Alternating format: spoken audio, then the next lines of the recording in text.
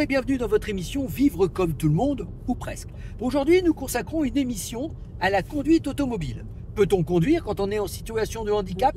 La réponse est oui. Dans un premier temps, nous irons à la rencontre de MMA, les assureurs, qui ont mis en place un système associatif qui permet en fait l'apprentissage de la conduite automobile. Puis nous irons voir Monsieur Galliano. Monsieur Galliano est à Méricourt, à côté d'Arras. Il équipe les véhicules pour les personnes en situation de handicap. Allez, faisons la route ensemble. Comment apprendre à conduire quand on souffre d'un handicap? Si quelques rares auto-écoles proposent des aménagements simples, boîte auto, boulot volant ou tiré poussé, au CEREM, Centre de ressources et d'innovation mobilité handicap, lié à l'Université de Versailles-Saint-Quentin, on apprend à conduire à toutes et à tous. Rencontre avec Antoine, formateur, et Lucie, son élève. Alors au CEREM, on travaille sur les solutions de mobilité pour les personnes en situation de handicap. On a donc une auto-école associative qui nous permet d'accompagner les personnes afin qu'elles gagnent en mobilité et en autonomie. On travaille sur toute forme de handicap, donc moteur. Donc ça va des personnes paraplégiques, en passant par les personnes hémiplégiques qui peuvent utiliser qu'un hémicorps. On a la particularité d'accompagner des personnes qui vont avoir des handicaps lourds, qui vont pouvoir conduire avec un joystick et rentrer en fauteuil roulant dans le véhicule. Les personnes qui vont avoir des troubles des apprentissages, ça peut être les personnes avec des troubles 10 ou simplement voilà, des difficultés de compréhension. On a mis en place tout un système pédagogique pour les aider dans l'apprentissage et dans la compréhension. Par exemple, pour comprendre la règle de la priorité à droite, il y a des personnes qui vont avoir du mal à se projeter sur un écran. On va dessiner l'intersection à plat. Et puis pour la pratique, ça va être plutôt des méthodes d'apprentissage et une pédagogie adaptée. Pour préparer son permis, Lucie n'a besoin que de quelques aménagements. J'ai 21 ans et je suis hémiplégique de naissance. J'ai fait un AVC en fait avant la naissance, donc je suis née avec mon handicap. J'ai tout mon côté droit qui est paralysé, que ce soit au niveau du petit doigt de pied ou au niveau de l'œil par exemple, tout le côté droit. Et je vais bientôt passer le permis de conduire. Outre d'une boîte automatique, Lucie a besoin de pédales inversées, d'une boule pour tenir le volant et parfois de l'aide d'Antoine. Vous n'avez pas l'angle mort. Attention devant, attention. Attention, t'es à peu près là, d'accord? Tout le monde passe le même type de permis de conduire, même s'il est adapté. Et après, évidemment, la personne aura des codes inscrits sur son permis de conduire qui correspondent aux aménagements liés à son handicap. On peut pratiquement trouver des solutions pour tous les types de handicap. Il y a des personnes qui vont vraiment avoir trop de difficultés d'apprentissage. C'est des choses qu'on détermine, nous, lors de l'évaluation d'aptitude à la conduite. Donc, on fait une évaluation théorique et puis on fait des petits tests cognitifs aussi sur un banc d'évaluation comme celui-ci. Toutes les nouvelles solutions, les aides à la conduite, comme l'aide au freinage d'urgence, la détection des changements de voie, voilà, des choses comme ça, ça va bien sûr être une aide supplémentaire. Le GPS est une très bonne aide aussi de guidage pour les personnes qui ont des troubles cognitifs. Après, ça peut être difficile pour certaines personnes, évidemment, surtout des personnes qui avaient déjà un permis de conduire au préalable. Alors, on a de plus en plus quand même de personnes qui viennent nous voir avec ce type de handicap. L'hémiplégie, c'est souvent suite à un AVC. Là, il y a vraiment un problème de réadaptation, une nouvelle façon d'apprendre à conduire qui peut prendre du temps. On fait passer une vingtaine de permis, une dizaine de régularisations, avec un taux de réussite au-dessus de la moyenne nationale. Parce on est une association, donc on prend le temps de former les gens aussi. Voilà. Prendre le temps de bien former, tout est là.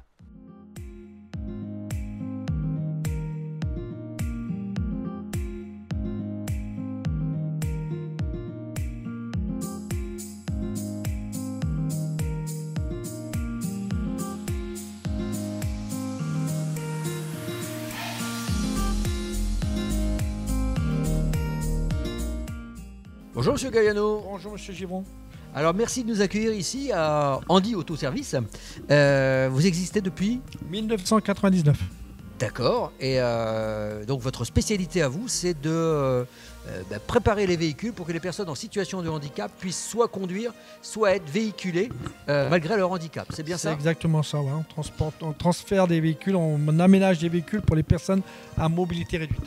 Alors dans un instant, vous allez nous faire visiter votre atelier, mais avant, je crois que vous vouliez nous présenter les différents modèles qui existent pour la conduite automobile avec l'équipement au volant.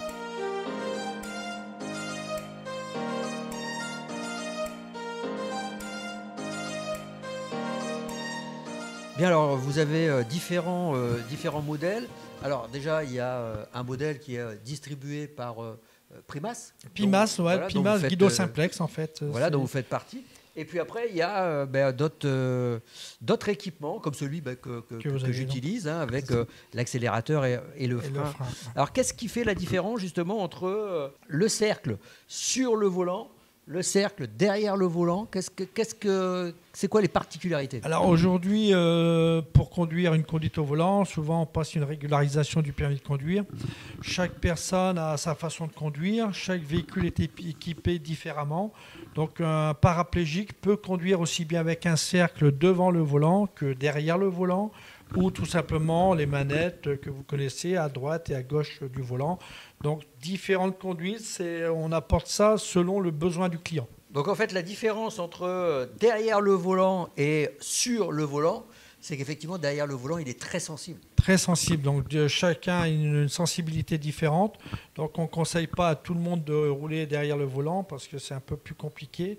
Le plus naturel aujourd'hui, c'est quand même l'accélérateur qui se trouve sur le volant. C'est celui qui est le plus monté? C'est celui qui est le plus monté généralement, ouais. Alors vous me disiez que justement cet équipement du cercle sur le volant, lui, il peut être démonté pour être réinstallé sur un autre véhicule. Exactement. Alors que les autres équipements, malheureusement, ça ne l'est pas. Aujourd'hui, on conçoit du matériel qui soit amovible, hein, et de façon à pouvoir systématiquement, alors pour l'instant ça se fait encore, de faire tout le parcours d'une voiture à une autre sans à chaque fois devoir acheter du matériel. Alors on sait qu'un tel équipement, c'est pas donné, il faut compter aux alentours des 4 000 €. Il y a des aides qui peuvent être accordées, MDPH par exemple, peut-être d'autres aides encore. Voilà, donc la MDPH finance une partie de l'aménagement du véhicule. Quand on est travailleur handicapé, on fait partie de la GFIP. Donc la GFIP finance aussi une bonne partie, donc l'employeur aussi participe au budget. Et généralement, reste à charge au client une petite participation sur la fin du dossier. Alors si vous voulez bien, on va aller faire un petit tour dans votre atelier parce que vous ne faites pas que l'équipement du poste de conduite. Vous avez d'autres spécificités ici et c'est ce que vous allez nous présenter.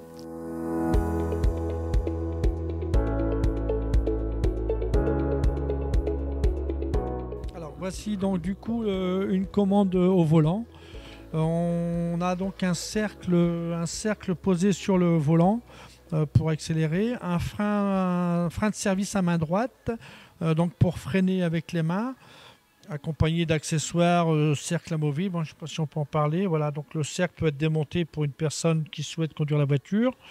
On a aussi donc du coup à l'arrière un moyen de transférer le fauteuil roulant. Du coup, on a la grue de coffre qui sert donc tout simplement à lever le fauteuil roulant.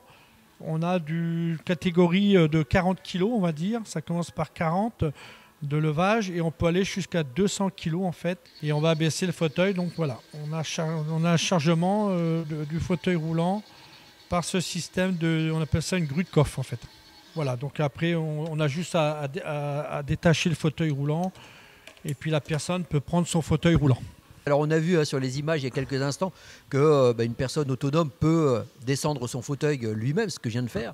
Mais est-ce qu'il y a aussi des moyens qui permettent en fait d'aider à monter le fauteuil à l'arrière? Alors oui, on a on appelle ça donc du coup des décaissements. On a la possibilité sur le véhicule que vous avez là, un moyen de transporter un fauteuil roulant avec la personne assise dessus. Donc on décaisse le véhicule, on pose une rampe à l'arrière du véhicule et la personne peut accéder directement dans le véhicule assis dans le fauteuil roulant. On va découvrir aussi la possibilité d'avoir un siège pivotant. Donc ça consiste tout simplement d'appuyer là-dessus et on va demander au siège de pivoter à l'extérieur. Et là on peut faire on appelle ça donc un transfert latéral, où la personne va s'asseoir, transférer, glisser sur le fauteuil de la voiture qui pivote et qui va descendre, je dirais, à peu près à 50 cm du sol en fait.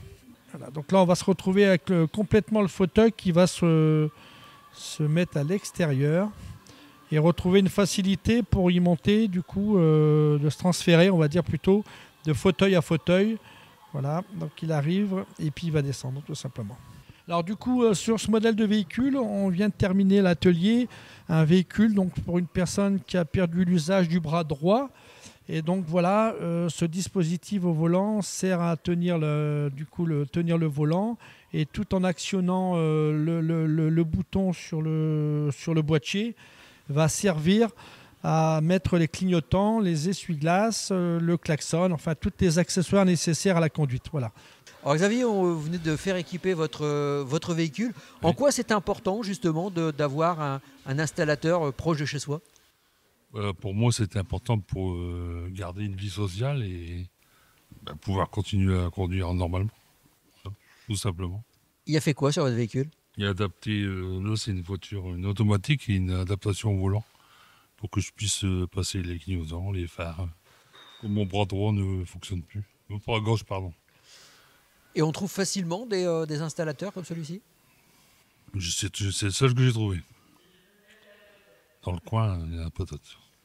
Alors quels sont les handicaps que vous pouvez justement traiter à travers les aides aujourd'hui à la circulation? Alors aujourd'hui, généralement, on traite souvent donc, la paraplégie, hein, donc toute personne atteinte des membres inférieurs. On a des hémiplégies, alors côté droit, côté gauche, et on a, je dirais, souvent alors la tétraplégie, on ne fera pas hein, ici, parce que c'est quand même une conduite bien particulière, mais paraplégique, hémiplégie, ça c'est des choses qu'on fait tous les jours. Personnes de petite taille? Des petites tailles aussi, voilà, effectivement, on en a fait pas mal. Selon l'usage du modèle du véhicule, la grandeur du véhicule, on adapte des extensions de pédales, etc. etc. quoi. Voilà, cette émission est à présent terminée. On se retrouve la semaine prochaine sur WEO.